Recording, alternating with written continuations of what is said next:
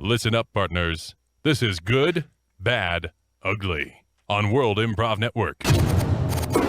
Good evening, everyone. I am Alex. My name is Asa. I'm Jim. And we are your astute win counselors to get you through the week with any problems that you might be facing or any daily grind issues that you want addressed. So let's get to our first winner. And our first winner is Conrad from Buenos Aires, Argentina. And he writes, Dear Win, why do American guys wear basketball jerseys and sports hats into a nightclub? Do American girls really think this is sexy? Totally. Yeah. Because, there's that adage, what is it, sun's out, guns out? Oh. I think it goes the same way, too, like guns out, sun's out. It's like, hey, here are the guns. It's providing that glow. It's bringing that, the whole nightclub starts looking at you. Yeah. Uh-huh. Wow. I'll be honest. I'm with Conrad. Was it? Mm-hmm. Yeah. I don't quite get it either.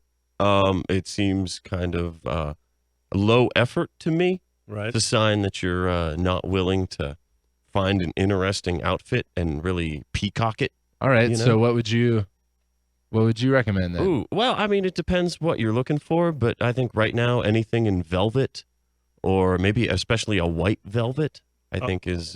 That's in, yeah. I mean, that's going to pull some eyes. Animal print, too. Ooh, absolutely. Definitely animal print. And those Tiffany. Those new dog tags. I heard that the military is getting new yeah. dog tags. Tiffany's designing them. Mm-hmm.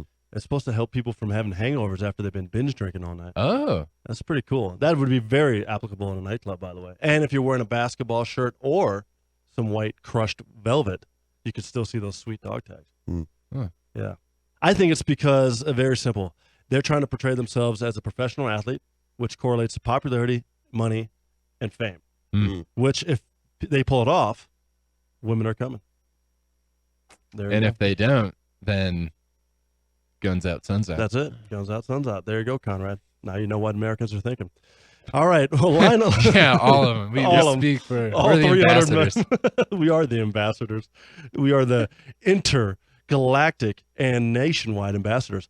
All right. Lionel from Philadelphia, Pennsylvania writes, Dear Win, a 10-year-old kid just received sexual harassment charges for writing an innocent love note to his grade school sweetheart. What do you guys think of that? I don't know if you can call it innocent if he's. Well, Wait, he was only charged? charged. Charged. Charged a 10-year-old. Alleged. Alleged. Yeah. Yeah. Exactly. Oh man, I don't know. Lionel, I haven't seen this note, but if it were to be innocent, I'm saying this is going over the top here with, trying to break liability and trying to cover your butt kind of attitude in a school. And if I was him, I'd take it to community court. Yeah. That is a great idea, Kyle. Yeah. You know what? We should probably ask Lionel about this case a little deeper and see if we can get Judge Vaccaro to take it, because that would be a great case. He takes all kinds of cases. Yeah. This is one of those. I wish they would make the note public so we could know what it says. Yeah. Because I mean, with the internet these days, I mean, he could have said some really dirty stuff. Does it go to a jury to look at this? To see if the note was offensive enough? Yes, it would.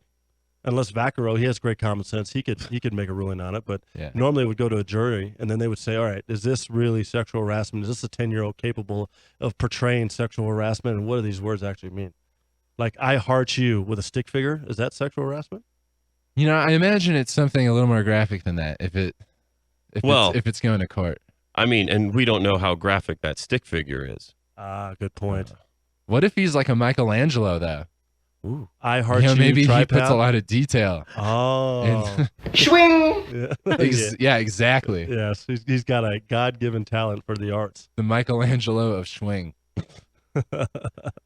Yeah, I mean, that tripod was a little bit, accentuated there in that little I heart stick figure, and maybe that did him in. I don't know. Oh, did either of you guys ever write love notes at a young age? No. Oh.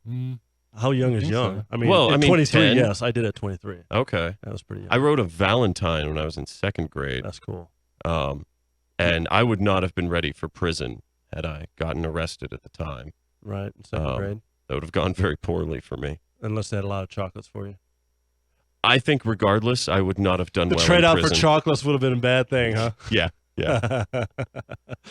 All right. Well, let's go on to our next winner. It's Sarah from Colorado Springs, and she writes, Dear Win, I have no idea what I should buy my 28-year-old boyfriend for Christmas. What toys and gadgets are guys into these days? Ooh. Those like not segways, but like Airboards. Airboards. Those are cool. Yeah. Those are, but I saw on the news the other day that they're blowing up, like the battery blows up. And then people get launched into space or what? No. I think I think NASA would cover it up and like start investigating that. Heck yeah, like UFO sightings. Yeah. Uh-huh. Alien technology. Mhm. Airboards. And boom goes the dynamite. That's it. Absolutely. I say when in doubt, get your man a fleshlight. A fleshlight. Yeah. What is that anyway? I've heard of these It's a personal pleasure device for men. Swing. Exactly. Resembles a flashlight. a flashlight. Uh-huh. Huh. Yeah, he can take it anywhere. Anyway. And if he gets bored on the train or in his office, boom. And maybe she could scent it with her particular perfume so he feels like he's with his woman or her scent. Yeah, I heard that that quick fast guy? Oh, yeah. I heard he Dr. started Jennings? getting into the fleshlight business. Yeah, he is. It's quick, fast. Yeah, you're right. He is doing that. He's got a reading program, a diet program, and like a quick, program as well. I've only seen like the banner advertisements on websites for it. Okay. Well, I'm wondering how good that. So the fleshlight. So you know about this fleshlight thing. I mean, would that also be good for like survival situations? I mean, you're talking about killing a couple birds with one stone here, right? Well, I mean, it might not. Does it also operate as a flashlight? Yeah, that's what I mean. Like in a survival situation. No, it's just in the shape of a flashlight. They should do Yeah. one that's Oh, like it's kinetically powered. You charge the battery. Yeah, like a shake weight kind of a deal. Yeah, that's a great idea. So the last thing you see before you die is a light. mm-hmm. Yeah, It may not help you survive, but it'll make your demise much more comfortable. and pleasurable. So get your boyfriend a patent on this technology, and then get investors. Go to Shark Tank. Yeah. You're welcome. Dang, you are so good, Jim. So good. All right, our next winner is Marquise from Seattle, Washington, and he writes, "Dear Win, what does it really take to get ahead in life?" That's a pretty deep A question. neck.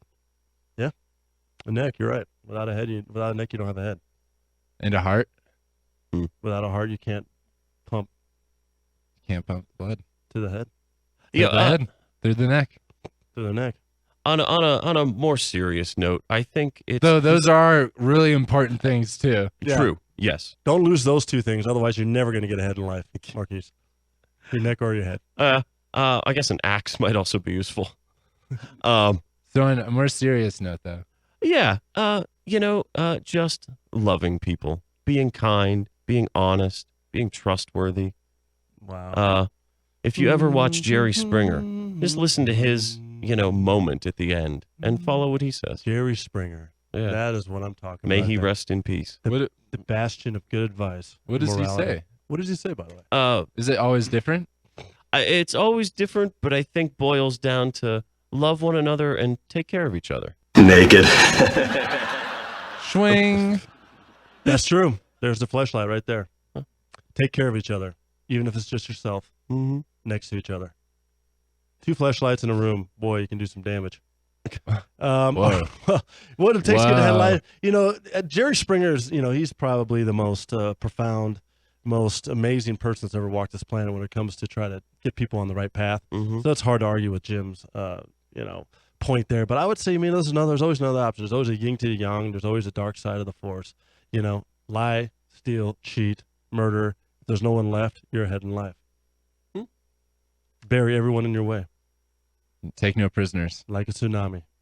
My personal take on it is kill or be killed. No, that's not. I don't know. Persistence. There it is. Persistence. Persistence. Be persistent. Uh-huh. Don't Don't give up. give up on the first try. That's true. Like you did with that answer. It wasn't coming to you right away, but you kept at it. That's it. Bam. You're persistent. That's right. I stuck with it, and that like also try even if you knock and no one comes to the door, try giving the handle a jiggle. Yeah. See if the door's open. And if that doesn't work, get a sledgehammer and knock it down. Yep. Persistence. Persistence. Don't take no for an answer. Like a 15-pound sledge. No for the answer. Just swing away. I don't know if we got time for one more. I want to do this one service here. So maybe we'll have to hold up on that one, Jamila. Maybe we'll get to you next week on that. So, I don't know, Marquise, the other thing that you might want to consider is why you're asking that question, because clearly you don't have much drive or much thought on getting ahead in life. Ouch. So, Whoa. so take that persistence, take that sledgehammer, start knocking down doors and make your own path. And if nothing else, at least shake the rattle at the doorknob, see what's going on, smell the coffee, and open up your eyes. And maybe, just maybe at that point in time, you'll get ahead in life. But I tell you one thing's for sure. There's one more little piece of advice to get you through the next of the week, the rest of it, and that is Horoscope Corner. Love, fortune, status. Let us do your astrological chart. Horoscope Corner on World Improv Network. Hey, what up, Leos? I know you're having a crappy week, but you can turn that around if you go to the World Improv Network on YouTube, like videos, subscribe to the channel, check us out on iTunes at the World Improv Network, leave a review, subscribe to the podcast, download some episodes, check us out on Twitter at World Improv Net, leave us some suggestions for the show next week, and as always, you can check us out on Mile High Sports Radio 1340, 8 p.m. Sunday nights right here. You do that, you'll have a great week. Thanks for listening to Win on Mile High Sports Radio. Don't forget to be a winner and interact with the cast by sending your suggestions or questions for each show segment throughout the week by hitting them up on Facebook at World Improv Network, on Twitter at World Improv Net, or by calling into the Mile High Sports Radio studio line on Sundays before or during the show. See you next week.